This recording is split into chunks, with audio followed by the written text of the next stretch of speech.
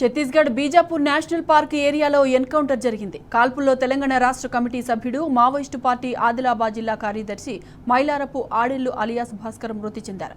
ఘటనా స్థలం నుంచి AK-47 స్వాధీనం చేసుకున్నారు. 1993 నుంచి భాస్కర్ అజ్ఞాతంలో ఉన్నారు. మావోయిస్టు పార్టీ ఆవిర్భావం నుంచి కీలక సభ్యుడిగా భాస్కర్ ఉన్నాడు.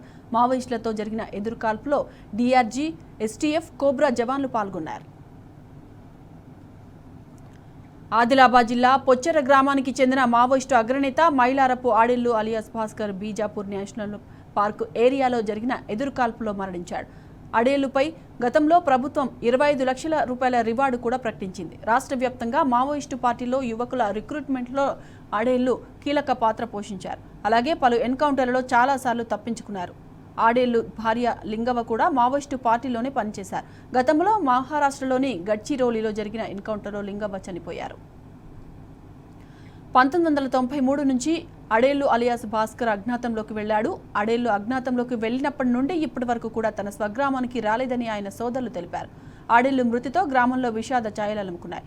ఆడెల్లు మృతదేహాన్ని తన స్వగ్రామం పొచ్చెరకు తరలించాలని ప్రభుత్వాన్ని ఆడెల్లు సోదరులు కోరారు. పార్టీలో పోయి ఇవన్నీ బూటకు ఎన్కౌంటర్లు పట్టుకొని కాల్చి చంపుతుండ్రు. మొత్తం అమిత్ షా, మోడీ ఈ బూటకు ఎన్కౌంటర్లు ఆపాలి. నక్సలైట్లను చంపడం వల్ల పాకిస్తాన్ వాళ్ళకు కాల్పుల విరమణ ఇచ్చిండు. నక్సలైట్లు 4 సార్లు మేము చర్చలకు వస్తామని చెప్పంగా కూడా కాల్పులు ఆపకుండా ఈ దొంగ ఎన్కౌంటర్లు చేస్తూ నక్సలైట్ పార్టీని పూర్తిగా అంతం చేయాలని పట్టుబట్టి ఈ దోపిడీ ఎన్కౌంటర్లు ఆపాలని నేను కూడా కోరుతున్నా.